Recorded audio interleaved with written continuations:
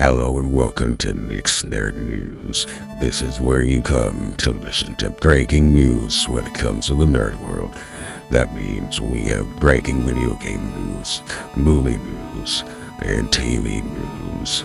If you want to hear about the latest games, the latest movies, and everything else, stick around.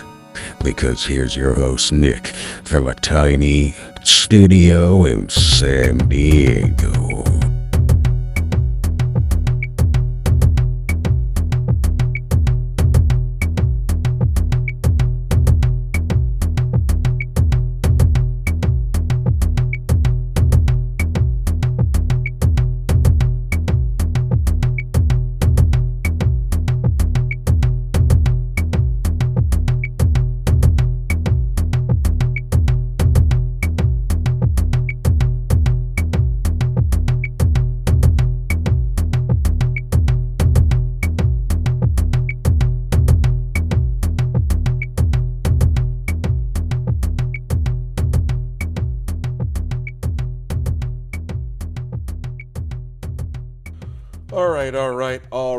All right. What is up? It is January 10th, ladies, gentlemen, germs, and I don't know. That was a lost train of thought there, if there wasn't one before. How are you guys doing? You guys doing good? It is, like I said, it's January 10th. Episode 296 coming at you, folks. Got a lot of news, surprisingly, over the last week. CES is this week, and surprisingly not as much gaming news as there normally is at CES. I'm kind of surprised at, not gonna lie. But the Golden Globes were this weekend, so we're definitely going to talk about that. There were some other big news happening in the world of Star Wars. We're going to talk about that. Xbox announced its first Developer Direct of 2024, almost a year since their last one when they shadow dropped Hi-Fi Rush, and surprisingly there's going to be some good games have been confirmed already for this Developer Direct. Those are some of the bigger stories this week. Because last week was my birthday, and we've been doing my top 10 favorite movies of the 90s, we are going to do my top 10 favorite movies from 1991, the year of my birth. So that is a thing. Anyway, we're doing that. Whole lot of other fun stuff today. Don't forget, go to nicksternews.com if you guys want to listen to the show in your browser, or if you want to find places to subscribe. We're on YouTube now. We're on iHeartRadio. We're on Spotify and Google Podcasts and Apple Podcasts, all the fun places. Amazon Music as well. Don't forget to follow us on social media, on Instagram, Threads, Twitter, YouTube, Facebook. We're on all those fun little gadgets. So please make sure to follow us in all those places. That way you guys can keep up with the show all the time. Anyway, let's not waste any more extra time and get right to the news.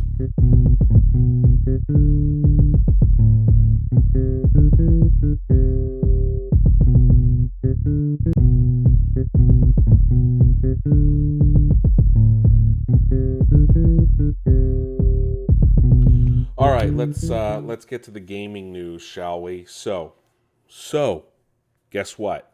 You can now buy an Xbox Series S toaster at Walmart to go with your Xbox Series X mini fridge that you may have purchased in the past.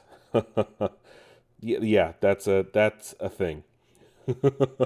Like I said, it is available now at Walmart. It costs $40, and it looks exactly like a Series S, but standing up on its side, 2 slices of toast. You can put bagels, digital countdown timer, and it will put the Xbox logo on your toast. If we haven't seen it all, I swear. So PlayStation released a sizzle reel last week, kind of showing off games that were coming in the near future or of this year, realistically. And from what it looks like, 2 major games were hinted at for release in 2024. The first of which being the Metal Gear Solid 3 remake, or Metal Gear Solid 3 Delta, or whatever the hell they're calling it, as well as the Silent Hill 2 remake. Both games were shown in the trailer and expected to drop sometime this year.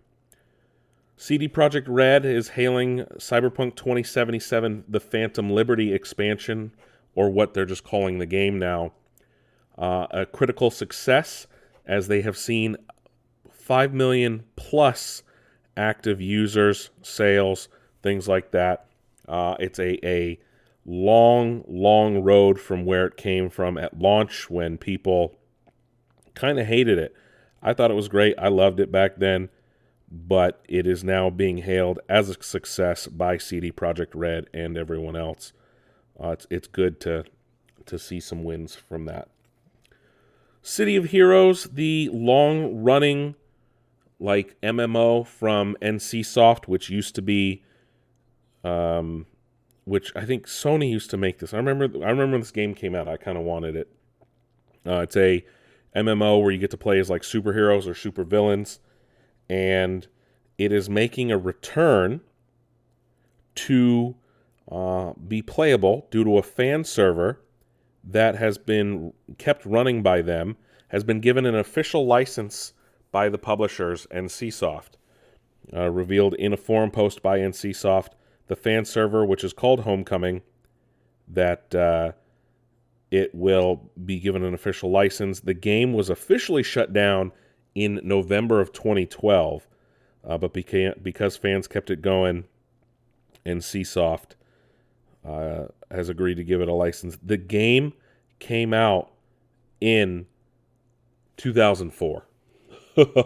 And Star Citizen, and is in the news once again, as it always is now offering a ship bundle that costs 48,000, yes, 48,000 real dollars.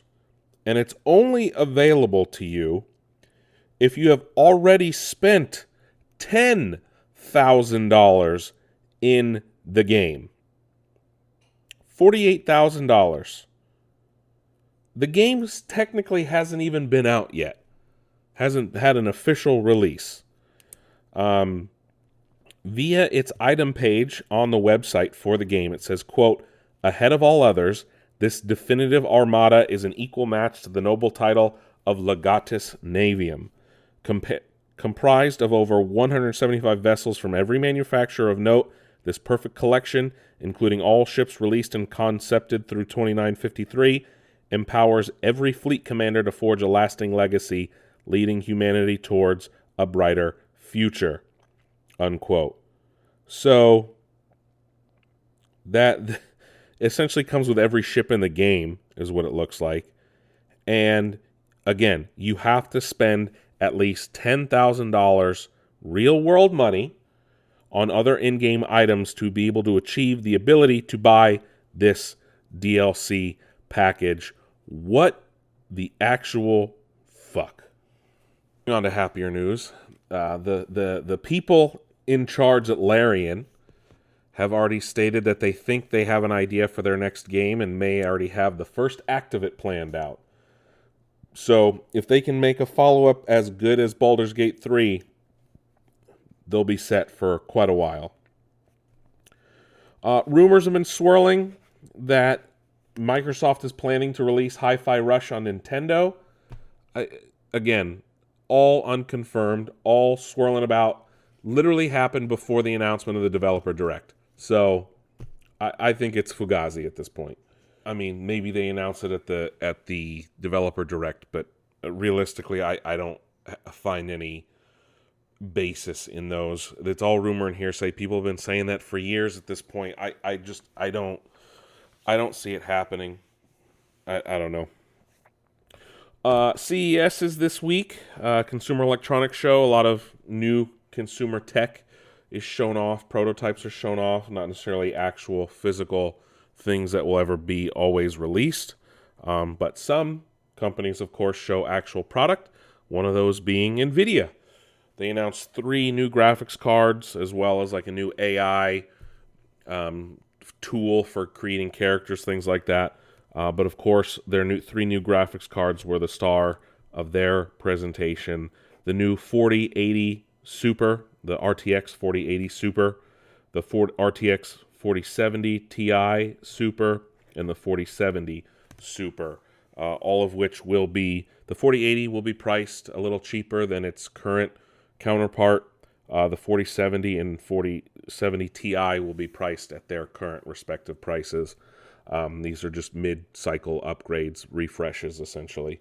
And not to be outdone, AMD announced their 7600 XT GPUs that are expected to be ready for 1440 output, which I think it's 2160 is technically what 4K is, but 1440 is in between.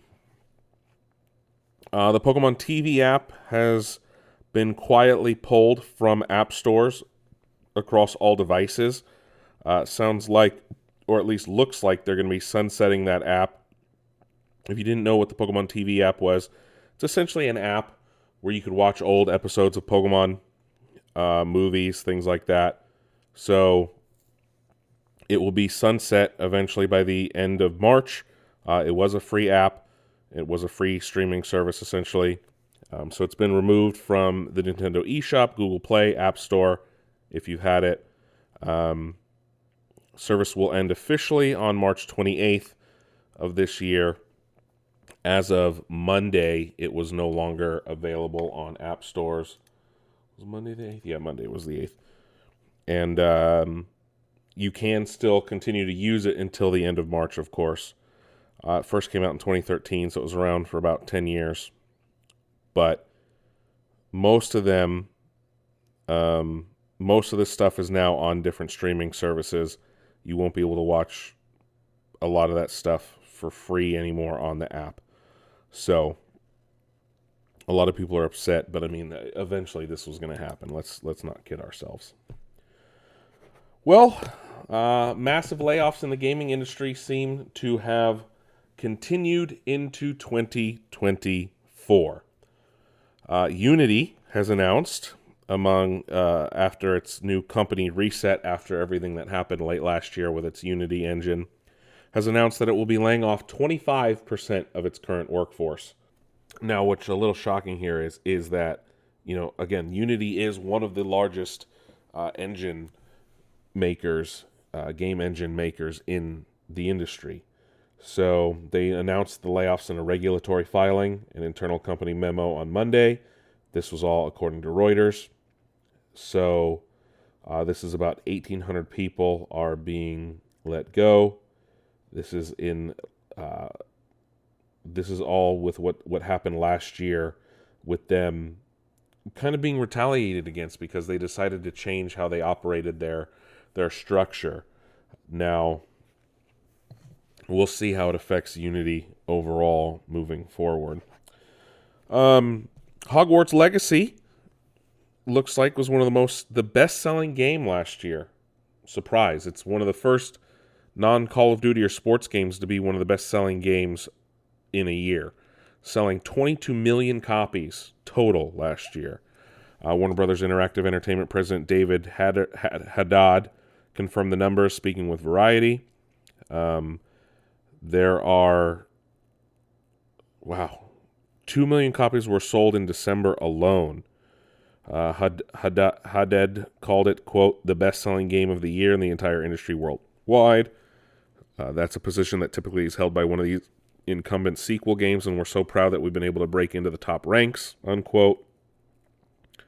So, Circana analyst Matt Piscatella had already told IGN that more than likely it was certainly possible to be the best-selling game of the year. Unfortunately, we don't know Call of Duty Modern Warfare 3's final numbers, so we can't say for certain what will be number one, but it will probably be very close. Warner Brothers did also let the world know that Hogwarts Legacy had conjured up 707 million hours played across all platforms with repeated playthroughs and things like that. 819 million potions were poured. 1.3 billion plants were plucked. 593 million beasts were saved. And just under 5 billion evil wizards were defeated. So that's crazy, man. And then we'll see what happens with that Quidditch game. At Sony's CES presentation, they announced some things, but we did learn about some of the adaptations of their work. We did learn that we saw footage of their Gravity Rush movie. We also learned that there was going to be, what was this? The God of War and Netflix Horizon Zero Dawn shows have been announced that writing is currently underway on both projects. God of War will be on Prime Video. Netflix will do Horizon Zero Dawn. But nothing was announced beyond that other than progress, those progress reports. So I guess they announced some other things. But the biggest takeaway from that, though, is the God of War show and the Horizon Zero Dawn show.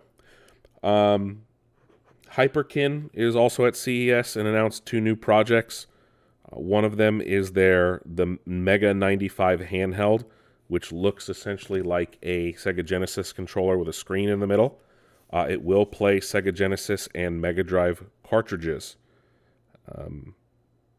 It will have a 5-inch display, toggle between 4:3 and 16:9 aspect ratios. And let me see. The Superboy portable NES control. Oh, I forgot they made that. They have a portable Super Nintendo. It's like a handheld Super Nintendo. No price was announced or release date, but will probably release sometime this year.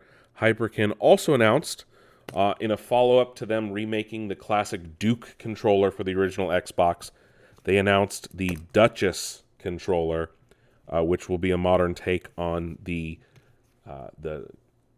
Xbox controller S, which was the smaller ergonomic controller that kind of was the beginning of the design language for all subsequent Xbox controllers. It was a smaller form factor. This Duchess re-release will, of course, feature the classic black and white buttons, the classic layout, but it will also feature newer buttons more akin to modern Xbox controllers, including the what are those called? Are they called the menu button? I don't even remember what they're called. It will have Hall effect joysticks, use magnets and electrical conductors instead of electrical resistance. They did say the design isn't final yet, but like I said, it will feature newer buttons that are more familiar to modern controllers. So I forget what those, they used to be start and menu or start select. Now I think it's menu and share and things like that. So those will all be on the Duchess, as it's being called. And like I said earlier, we did learn that a Xbox Developer Direct was announced for January 18th, next Thursday. Let me see. It's about all games being released in 2024, and it will feature stuff from Obsidian for Avowed, Oxide Studios Ninja Theory for Senua's Saga 2, and confirmed is Machine Games' Indiana Jones game will be talked about. So that looks like that game is coming out this year. Aura History Untold. That's the game from Oxide, I think. Let me see. But I'm very, very happy to see that we are getting we are getting information on Machine Games' Indiana Jones. So, what is Oxide Games? I've never heard of Oxide Games. Do they own Oxide Games? Now I'm really confused. Aura History Untold. Let's look this up. Turn-based grand strategy game published by Xbox Game Studios. Oh, they're publishing it. So let me see. Oxide Games. They are a private developer and formed by former Firaxis employees. Okay, I still don't know anything. They've literally only made one game, Ashes of the Singularity. I don't even know what this game is. I've never heard of it. I'm trying to remember if I've know anything about Aura History Untold, because I kind of don't remember them talking about this. Supposed to come out last year. I really don't. Oh, okay. Now I remember this game. They announced it at Gamescom. It's like a Civilization, but not. Okay, now I remember. I literally talked about this game. Now that I see more pictures, I get it. Okay, so it won't. They did confirm it won't have anything on games from Activision Blizzard, but they did say we'll learn more about that from later this year. UK fans. There will also be a ZeniMax Online Studios presentation for the Elder Scrolls later in immediately following the developer direct. So let's see. At 12 p.m. Pacific, 3 p.m. Eastern, 8 p.m. UK, January 18th, we'll learn about the Indiana Jones game from Machine Games, Avowed from Obsidian, Aura History Untold from Oxide, and Senua's Saga Hellblade 2 from Ninja Theory. So, who knows? If anything like last year, we might get a shadow drop like we did with Hi-Fi Rush. Let's see. Moving on. Hey, guess what? Toxic fans. Let's get rid of them, please. Because, like, how about this? The actress who plays Mary Jane Watson in Marvel Spider-Man 2 is calling out fans that have crossed boundaries. On Instagram, she said one fan in particular has left her voicemail saying, quote, wanting to speak with me and requesting I call back. Unacceptable and considered stalking. And she's no longer actively acting or modeling after a career change to work in skincare, and called on fans to respect that. She said, quote, my skincare page is not for Spider-Man or MJ fans. I kindly ask for boundaries not to be crossed. Messages will not be answered. I will block you if you make me feel uncomfortable, and you can unfollow me if this disappoints you, unquote. Yeah, people, like, don't be weird, man. If you're going to follow someone, just follow them. Don't comment weird stuff on their pages. Look, I'm not going to sit here and act innocent like I haven't done commented things on people's Instagram posts, but I don't like go and do it on if they have multiple pages. I'm not going to go. Let me clarify. I don't cross boundaries. All right, let's start there. All right, if I do something and someone doesn't like it, I will rescind it and apologize and move on my merry way. I don't push or press issues beyond that, because that's grounds for, again, getting in trouble with everything and everyone. So, like, be nice to the woman, for God's sakes. Is it that hard, people? Really? And I hope that's not the reason for the next story that, Masahiro Sakurai, the man behind Super Smash Brothers, who started a YouTube channel, a year and a half ago, is quitting YouTube already. He released a New Year's message saying, quote, it's a bit late to be saying this, but Happy New Year. I'm planning to wrap up Masahiro Sakurai on creating games sometime this year. Until then, I hope you all stay tuned. It's kind of been his dev diary, but we'll see. Like, it looks like he won't be doing stuff on YouTube anymore, but he does still plan to make games. Earlier I mentioned that NVIDIA had announced several different things at CES. One of those being a new AI-generated video character tool.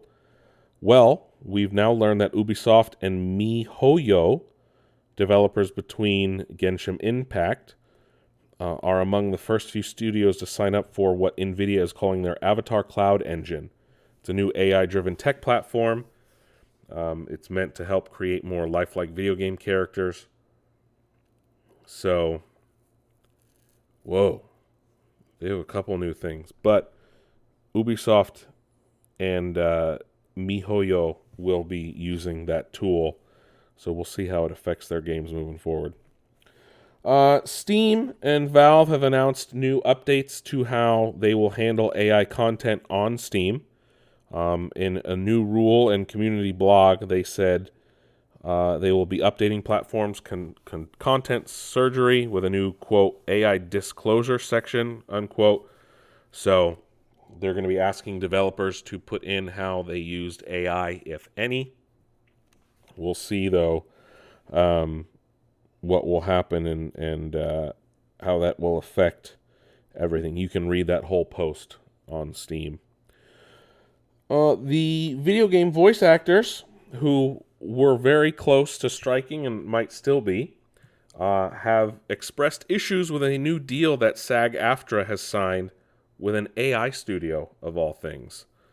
SAG-AFTRA has announced a deal with AI technology company Replica Studios, who's known for creating voices for actors. Via a statement from SAG-AFTRA, it says, quote, "will enable Replica to engage SAG-AFTRA members under a fair, ethical agreement to safely create and license a digital replica of their voice.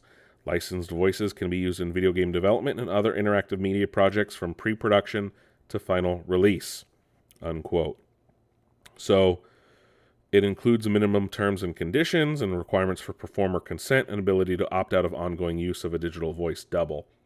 So essentially what this allows for is a voice actor or an actor can go into Replica, record lines that go into a database for the AI, and then that AI can then use that database to create new phrases, sentences, things like that, of that actor's voice, essentially, for different projects. While the deal likes it, members not so much. So this is kind of exactly what they were striking about. Several voice actors expressed their disappointment.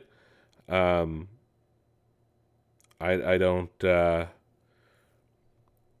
lot of them saying like, hey, I'm the type of person that is a member for this, and I wasn't aware of what was...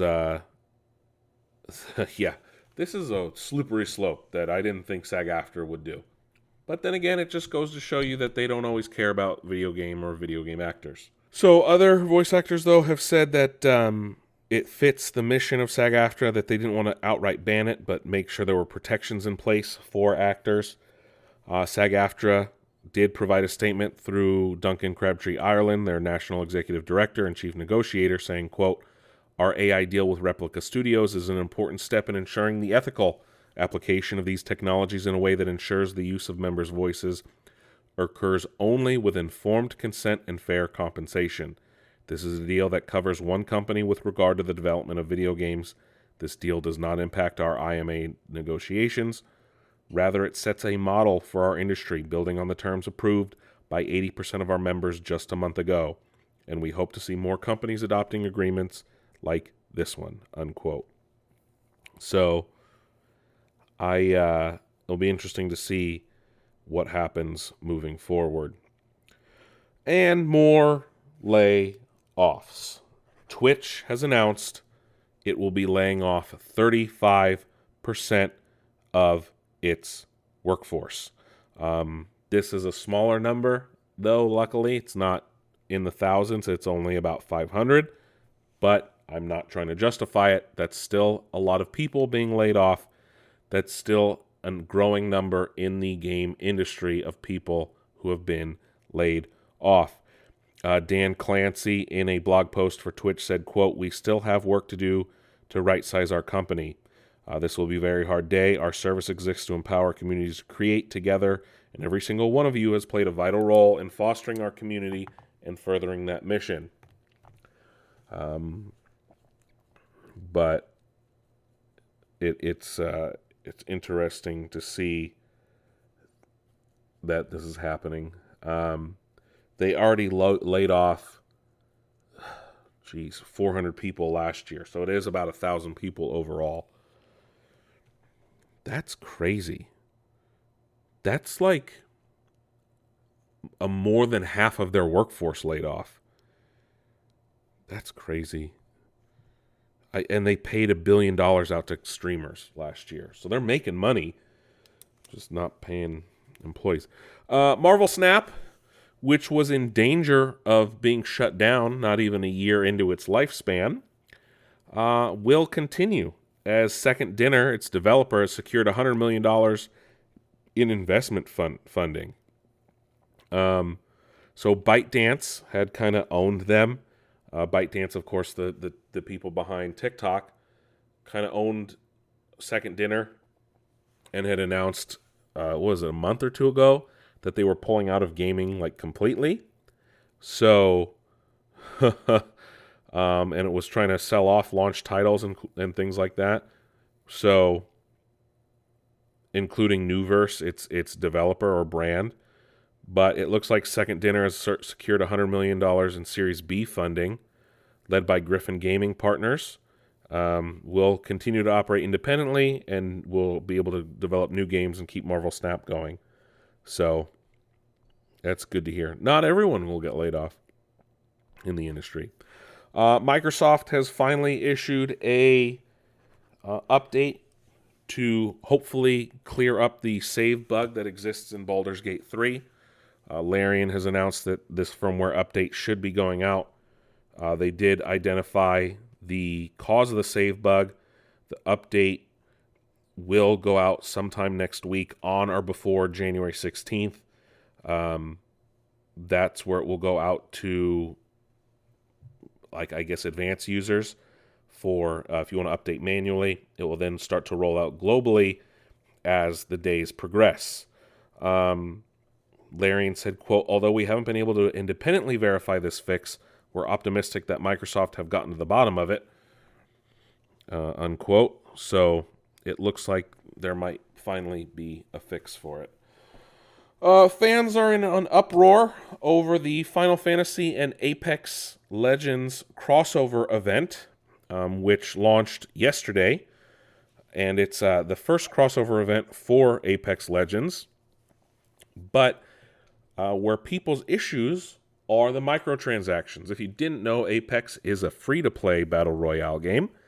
And this collaboration with Square Enix has introduced microtransactions that come to a sum total of $290 or $290, for everything. So that's crazy.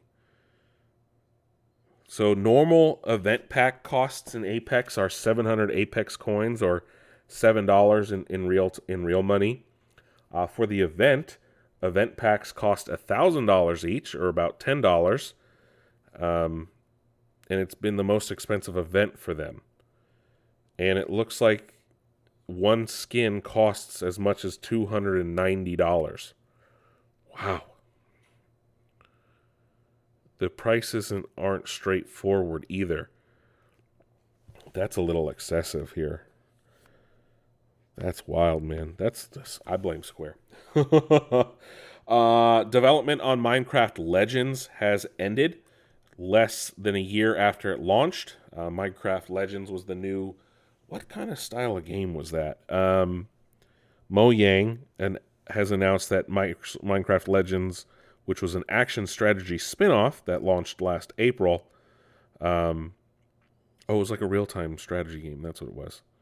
Senior creative writer at Mojang said, quote, now going to take a step back from development, unquote. No new content will be released. But maybe people just weren't playing it. That's the only thing I can think of in that regard. Warzone is going to be getting some big changes coming up. Call of Duty Warzone is introducing a new feature that is called Covert Exfil, and it will allow you to escape the map entirely, and will have its own leaderboard. There's a whole Call of Duty blog about it. People are a little upset because it kind of changes the whole thing of the game. You can leave a match early with Covert Exfil, and you can only have 5 of them available to purchase per match. And you can buy them in buy stations before the gulag closes.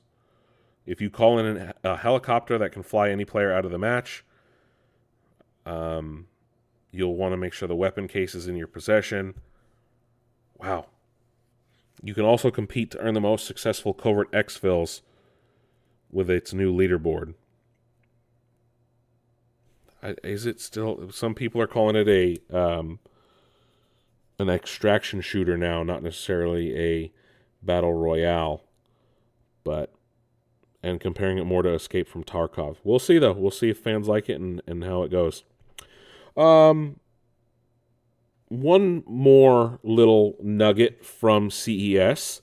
Ioneo, who makes handheld gaming PCs, have announced the Next Lite. It is a portable PC, but it will be the first non-Steam Deck to feature Steam OS. Yes, you heard me correctly. Ioneo's new Next Lite device will feature Steam OS. So if you don't want a Steam Deck, you can buy this. It will retail for a price less than a Steam Deck. I don't know. The DICE Awards have been announced. DICE is the DICE Awards are held by the Academy of Interactive Arts and Sciences, and they announced their nominees for their games today. And the outstanding achievement in animation for games includes Final Fantasy 16, Hi-Fi Rush, Marvel's Spider-Man 2, Mortal Kombat 1, Super Mario Bros. Wonder. Outstanding achievement in art direction, Alan Wake 2, Hogwarts Legacy, Marvel's Spider-Man 2, Star Wars Jedi Survivor, and Starfield. Outstanding achievements in character, Alan Wake 2, Saga Anderson, Baldur's Gate 3, Astarion, Baldur's Gate 3, Karlach, Marvel Spider-Man 2, Miles Morales, Thirsty Suitors, Jala. We got Outstanding Achievement in Original Music Composition, Alan Wake 2, Diablo 4, Marvel Spider-Man 2, Planet of Lana, Star Wars Jedi Survivor. Then Audio Design, I'm not going to do that. Outstanding Achievement in Story, Alan Wake 2, Baldur's Gate 3, Dave the Diver, Thirsty Suitors, Venba. Technical Achievement, Action Game of the Year, Armored Core 6, Fires of the Rubicon, Dead Space, Hi-Fi Rush, Spider-Man 2, Remnant 2. Adventure Game of the Year, Alan Wake 2, Cocoon, Dave the Diver, Star Wars Jedi Survivor, Legend of Zelda, Tears of the Kingdom. Family Game of the Year, Disney Illusion Island, Fae Farm, Hello Kitty Island Adventure, Midnight Girl, Super Mario Bros. Wonder. Fighting Game of the Year, Grand Blue Fantasy vs. Rising, Mortal Kombat 1, Nickelodeon All-Star Brawl 2, Pocket Bravery, Street Fighter 6. Racing Game of the Year, F-Zero 99, Forza Motorsport, Hot Wheels Unleashed 2, Turbocharged, Lego 2K Drive.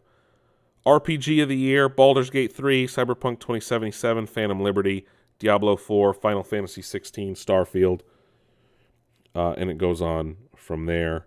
But Spider-Man leads the pack with 9 total nominations. Moving on, let's see what else we got here. And then our final game and story today, we have learned that Valve has shut down fan projects, both Team Fortress Source 2 and Portal 64, that were issued as DMCA takedowns from Valve, and it blocked the group's GitHub repositories.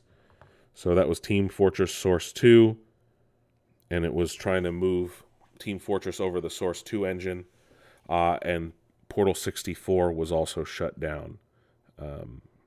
What is Portal 64? Wow, it just released its first part of the game.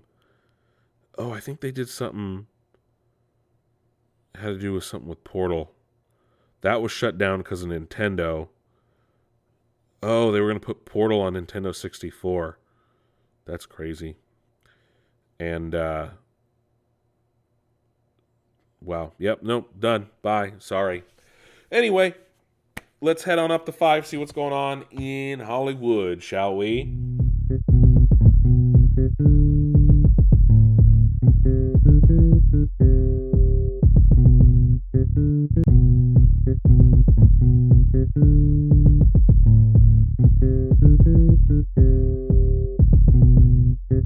All right, what is going on in Hollywood? Well, our first story, David Ayer is essentially putting any rumors to rest about the Ayer cut, despite the fact that he has kind of fueled the fire the last few months.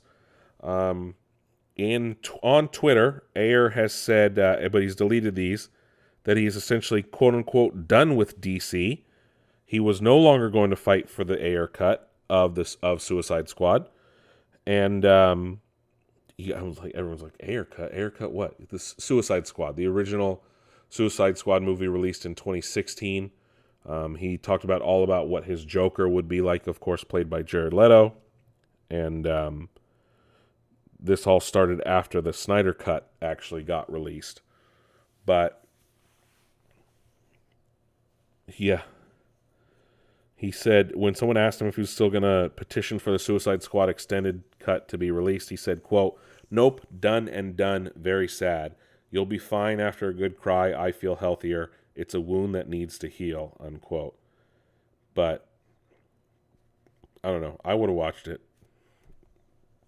As the years go by, I don't like that movie. More and more, I do not like it. When I initially saw it, I didn't hate it, but the James Gunn movie is so much better. Hopping over to the other side, to Marvel, Steven Yeun has apologized for essentially quitting the Thunderbolts movie after being announced for it.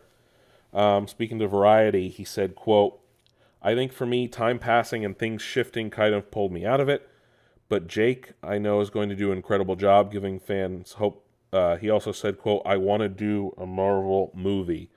So, unquote. So, again, it was due to the strikes that he had to step away from being in the Thunderbolts. But hopefully he gets cast somewhere along the lines in another MCU role. The Rock is kind of having a questioning his career a bit, it seems like. And in speaking with different outlets in regards to his upcoming A24 film, that's being directed by Benny Safdie, The Smashing Machine. He will play MMA champion Mark Kerr. But The Rock, speaking to Variety, said, quote, "I'm at a point in my career where I want to push myself in ways that I've not pushed myself in the past. I'm at a point in my career where I want to make films that matter, that explore humanity and explore struggle and pain. I want to be clear, not to say that this is an abandonment of big 4-quadrant movies. I love making them, and there's a tremendous value and importance in them, but there's a time and place for them. I'm at this point in my career where I want more, and I don't mean I want more box office. I mean I want more humanity, and that is why Benny Safdie is the perfect collaborative, hungry partner for me," unquote. So I like hearing this from The Rock. It shows that he does want to, no pun intended, flex his acting chops, flex his acting muscles. We'll see if he can pull it off, though. I mean, the biggest criticism against The Rock is he always just plays The Rock in all his movies. So we'll see. So, with the release of Echo on Disney Plus and Hulu yesterday, we've now learned that the Netflix shows are canon again in the MCU. Their canonicity has been up in the air as of late. A new Marvel executive, at least, first cleared the way with MCU executive producer Brad Winderbaum, who was essentially considering that the Daredevil show was canon, considering it has so many ties to Echo, has so many ties to that show and Hawkeye. But Winderbaum said, quote, "I can say that up until this point, we've been a little bit cagey about what's sacred timeline, what's not sacred timeline. Sacred time, that was born of, frankly, a period at the studio where we were like, we have to stick the landing with the vendors. It was another part of the company developing the Netflix stuff. We were aware of what they were doing. They were aware of what we were doing, but there was a lot to balance anyway. But now that some time has passed, now that we see actually how well integrated the stories are, I think that I personally, Brad Winderbaum, would be confident in saying that it is part of the sacred timeline," unquote. So, there you go, 39 more hours being added to the MCU offering. That's a lot there. So, but following that, they were then all added to the official timeline on Disney Plus. Marvel's Daredevil, Punisher, Jessica Jones, and Defender saga has been added to the official MCU timeline on Disney Plus, essentially extending the canon to another 161 hours. So it wasn't just Daredevil, now it's everything.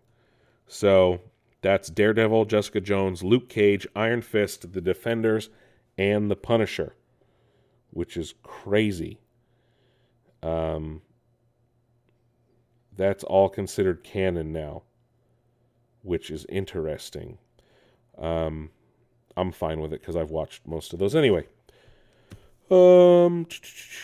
James Gunn wants Margot Robbie to stay in DC movies, whether it be Harley Quinn or another character. So we already talked about what Margot Robbie said. We talked about that last week. Gunn said on Threads after someone asked, saying, quote, "Love to work with her again. I haven't talked to Margot about Harley for a long time, but I'd love to work with her again as Harley or as someone else. There are no plans at this time for anyone else to play Harley. I mean, other than in Joker Folie à Deux or the animated shows," unquote. So that's a good thing. Hopefully Margot will come back. Seth MacFarlane was being interviewed and asked about his show, The Orville. And speaking to The Wrap, he was quoted as saying, quote, "All I can tell you is that there's no official death certificate for the Orville. It is still with us. I can't go any further than that at the moment. There are too many factors," unquote. There are conversations still being held, I guess. I'd be very, very excited if the Orville got a 4th season. I would love it. The Marvels has ended its theatrical run and will now be the lowest grossing Marvel Studios movie at $205 million. Wow. That's sad. That was actually a good movie. I know I've talked about it with you guys, but people are calling, Aquaman 2 the worst movie ever made, and it's made more, almost double of the Marvels.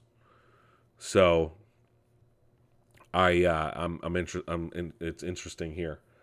So I'll just say this. So Aquaman and the Lost Kingdom has made $101 million domestically, $236 million internationally, for a grand total of $338 million. The Marvels, on the other hand, like I said, only made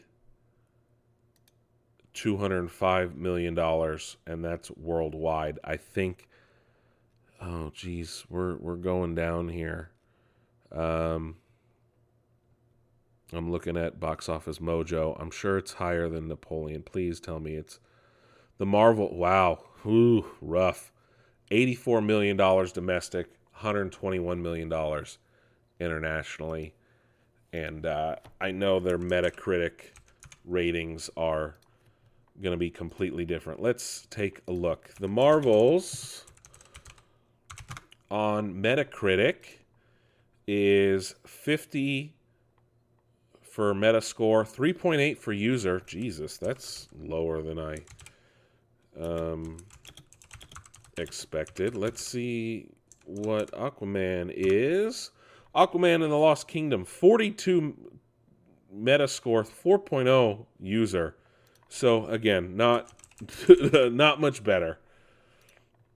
Which I'm still very confused by all this now. Let's check Rotten, right? The Marvels on Rotten Tomatoes.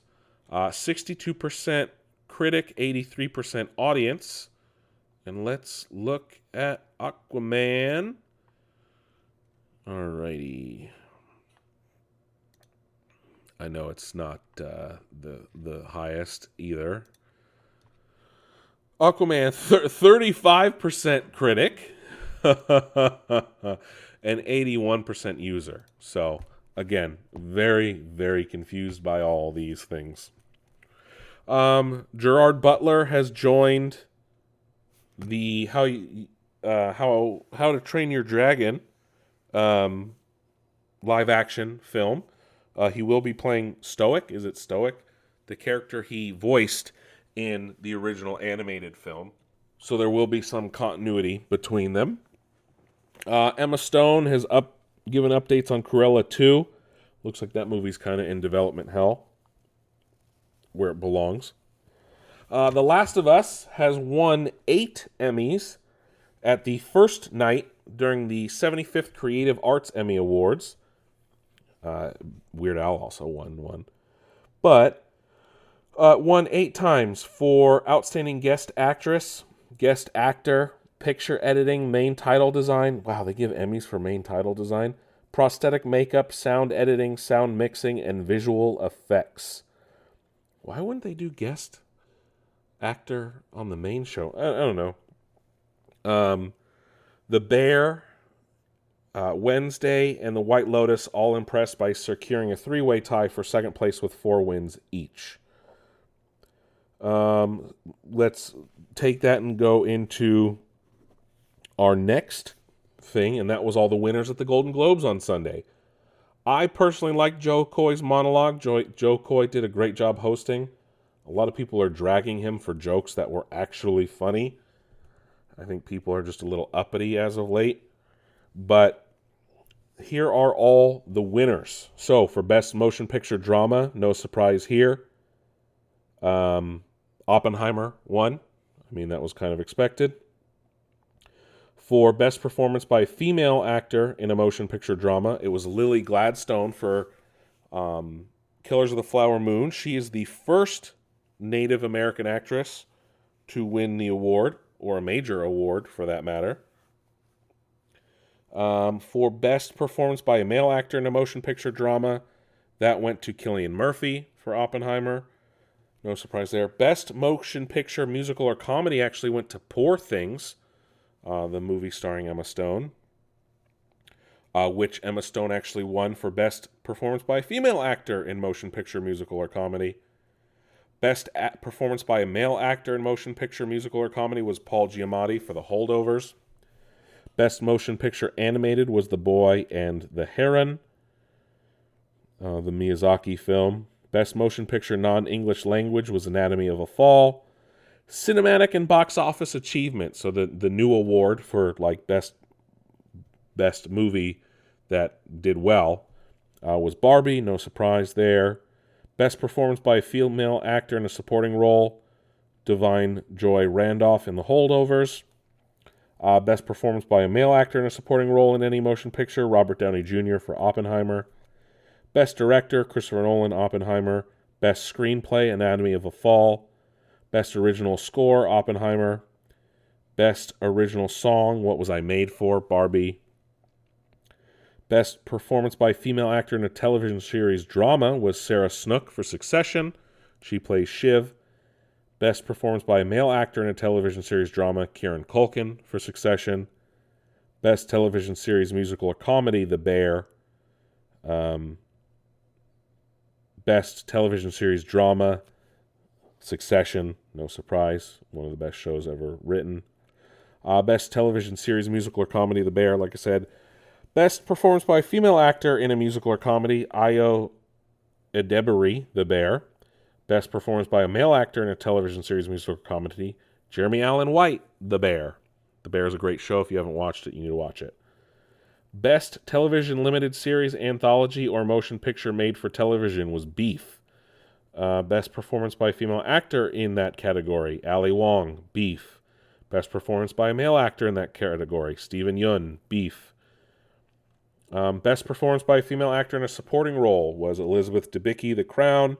Best performance by a male actor in a supporting role on television, Matthew McFadden, Succession. Tom Wamsgams, baby. Best performance in stand-up comedy, another new category, Ricky Gervais for Ricky Gervais, Armageddon. There you go. Those are all your Golden Globe winners. Wonka has won the first weekend of 2024, pulling in $14.4 million, now sitting at a global total of $465 million. Stranger Things has entered production officially for season 5. I thought they started before the strike. I guess not. So, they've officially entered production. Ryan Reynolds won an Emmy for Welcome to Wrexham, his documentary show, and he accepted the award dressed as Deadpool, if you guys want to check that out. Martin Scorsese has announced his next film will be his shortest at only 80 minutes, and it will be about Jesus. It's the second movie he's made about Jesus. In huge Star Wars news, Star Wars and Lucasfilm has announced the Mandalorian and Grogu film. Will be directed by Jon Favreau. It will tell the story of Din Djarin and Grogu, of course, their continuing adventure.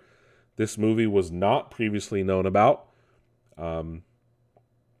It caused a lot of people to think that Season 4 of The Mandalorian would not happen.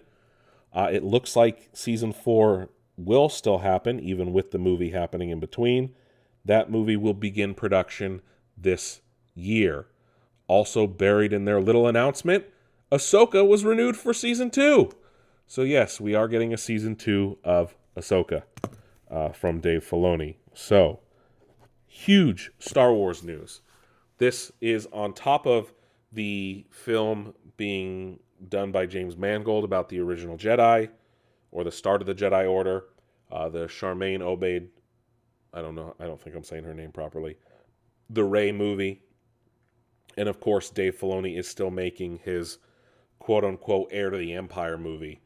So, not much is known about this movie other than the fact that I think it will star Pedro Pascal as Din Djarin still, as the Mandalorian. But, hell, baby, I'll take it. It sucks that Giancarlo's character is dead, and he can't really be the main bad guy for the movie, but more Star Wars is cool with me. The Last of Us has cast its Abby and Jesse for Season 2. People are not happy, as always. Tom Cruise has announced he has signed a new partnership deal with Warner Brothers. That means his deal with Paramount has concluded, meaning the next, Mission Impossible movie may be the last. He has signed a deal with the company to produce original films starring himself. That it is a new strategic partnership. They released a statement saying, quote, "We are thrilled to be working with Tom, an absolute legend in the film industry. Our vision from day one has been to rebuild this iconic studio to the heights of its glory days. And in fact, when we first sat down with David Zaslav to talk about joining the Warner Brothers Discovery team, he said to us, we are on a mission to bring Warner Brothers back. We have the best resources, storytelling IP, and talent in the business, and we need to bring Tom Cruise back to Warner Brothers," unquote. Cruise put out a statement saying, quote, "I have great respect and admiration for David, Pam, Mike, and the entire team at Warner Brothers Discovery and their commitment to movies, movie fans, and the theatrical experience. I look forward to making great movies together," unquote. So, This new deal will give him a new office on the Warner Brothers lot and will include franchises and other things. But Tom Cruise is leaving Paramount for Warner Brothers. Several movies have had their release dates shifted. Ghostbusters Frozen Empire will move up a week to March 22nd.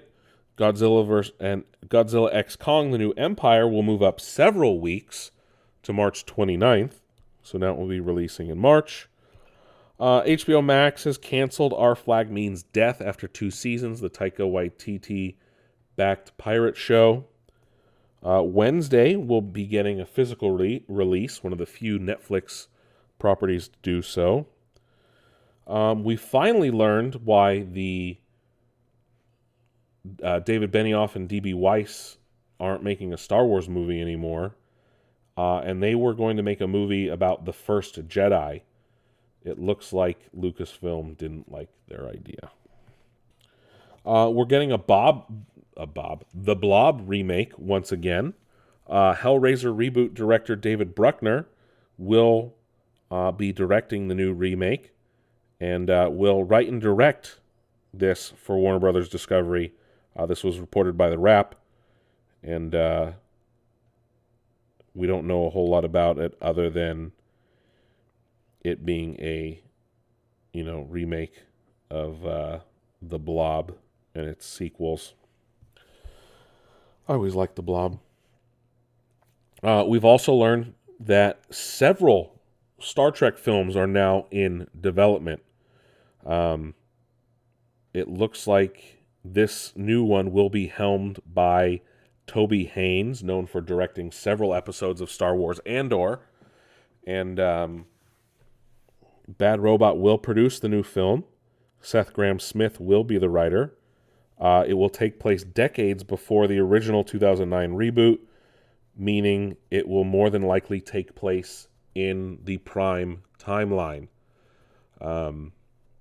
Some people speculate it could be during the Enterprise era. So, if this takes place decades before the 2009 reboot, quote unquote, like I said, that means it should take place within the Prime timeline before the timeline split to the Kelvin universe and the Prime universe. The Kelvin universe essentially is where Star Trek 2009, Star Trek Into Darkness, and Star Trek Beyond take place. The Prime universe, of course, is where Star Trek Enterprise, the original series, Next Generation, Deep Space Nine, Voyager, Discovery, Strange New Worlds, Lower Decks, Picard, all those take place within the Prime universe. Not the Mirror universe, the Prime universe. I guess Star Trek 4 is still also in current active development, which will be the final film in the Kelvin universe timeline. So, no Star Trek movie has been made since 2016's Star Trek Beyond. I'll take more Trek. Paul Thomas Anderson has announced his next film, and it will star Leonardo DiCaprio and Sean Penn, if you're excited for that. And then, final bit of TV news. This is hilarious. David Lynch's script for Dune 2 has been found. It was a half-written script for a sequel. He revealed this in Wired this week, that even though people didn't like the first movie, I guess the plan was for him to make 2. The script has been lost, essentially, up until July of last year. That it was found by the writer of David Lynch's biography, Max Every, author of A Masterpiece in Disarray, David Lynch's Dune, an Oral History, has found the script, and it was in Frank Herbert's archives at California State University, Fullerton, of all places. That's crazy. Apparently David Lynch had found a way to, quote, tell the complex story of Herbert's 1969 novel Dune Messiah, easily the least cinematic book in the series, unquote. Every even said, quote, it may ring of sacrilege to some, but Lynch's Dune 2 would have bested Herbert's book and been one hell of a movie, unquote. He doesn't say how or what Lynch did to do this, but that's crazy. They're still stuck in the Fullerton archives. That is it for movie news for today. Before you go, though, I do want to give you guys my top 10 movies for movies released in 1991. My birth year. So stick around. We'll be right back.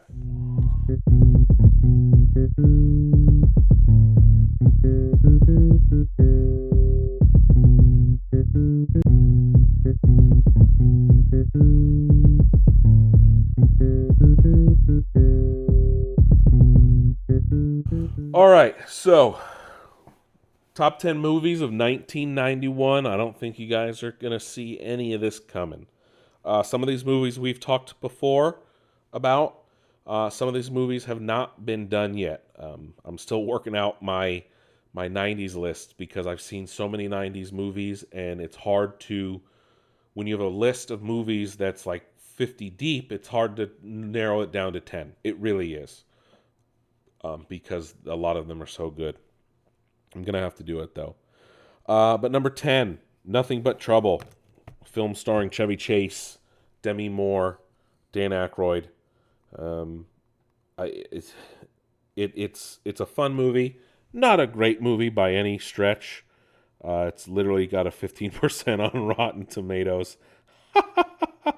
You can watch it if you have YouTube TV.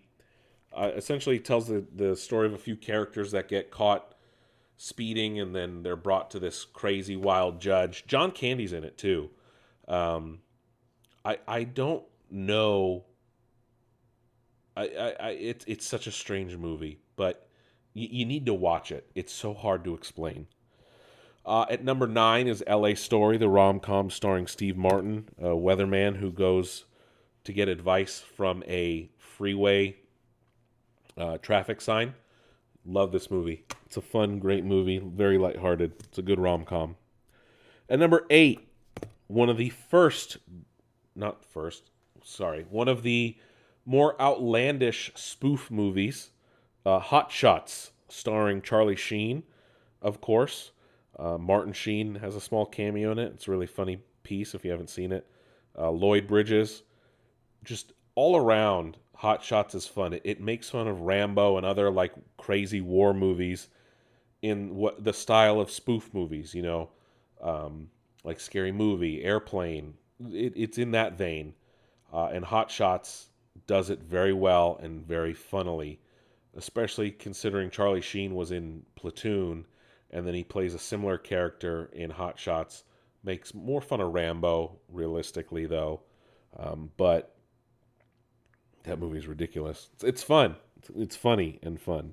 At number 7, The Addams Family. Of course, one of the best film versions of The Addams Family is the 1991 classic starring Raul Julia, Angelica Houston, and Christopher Lloyd as the titular Addams Family. I don't need to say more because the movie's that good. Number 6, Spielberg's classic Hook, telling the story of Peter Pan coming back to Neverland as an adult after the passing of Wendy, and she's really sick. I don't think she died yet. But Robin Williams is amazing as an old Peter. Of course, Dustin Hoffman playing Hook is amazing. This movie is so fun, so energetic, and it gives a different take on the Peter Pan story. Number 5, my top 5 are movies that I watch. I've seen a lot, and movies I very much enjoy. Number 5 is City Slickers, the great film starring Billy Crystal, Bruno Kirby, and Oh man, what's his name? David Stern. Yes. Three guys from New York who decide to go out on a trip to a dude ranch and herd some cattle for a week, and it's so funny. If you've never seen City Slickers, I very much urge you guys to check it out. It is a very, very fun movie, and it's a great Billy Crystal film. At number 4, A Tale as Old as Time, Beauty and the Beast. 1991's Disney classic, Disney's ultimate animated film, Beauty and the Beast, right? Like I said, Tale as Old as Time. What to say the least? I don't remember the words. Da da da da da. Beauty and the Beast. I love this movie. I think I watched it a lot as a kid. It's not my favorite Disney movie, but the Beauty and the Beast is a solid Disney movie. Part of the Disney Renaissance. At number 3, Bill and Ted's Bogus Journey. Wild Stallions. I love Bill and Ted's Bogus Journey. We talked about this a lot when we did 90s teen films. While it isn't as good as the first one, it is still a solid movie. At number 2, The Terminator 2. I mean, in what world is Terminator 2 not the best movie in the franchise? Right? You got the T-800, the T-1000, Robert Patrick playing one of the best cops and villains on television, melting. I mean, this is like, come with me if you want to live. Like Terminator 2 is so good. Like I said, it is the best movie in the franchise, hands down. Terminator 2 is just a solid action movie, and it would set the stage for what the 90s action movies would be, almost as a counter to 80s action movies, but kind of a in-between, realistically, as it straddled both decades. And then number 1, the movie I've probably watched the most on this list, legitimately the most I've watched on this list, and one of the best films in this franchise, Star Trek VI, The Undiscovered Country. This would be the last film in the original series timeline, or original series era of films. Essentially, the last one to star all of the original series cast in a movie, as only a few of them would return in Generations, which is technically the first next-gen movie.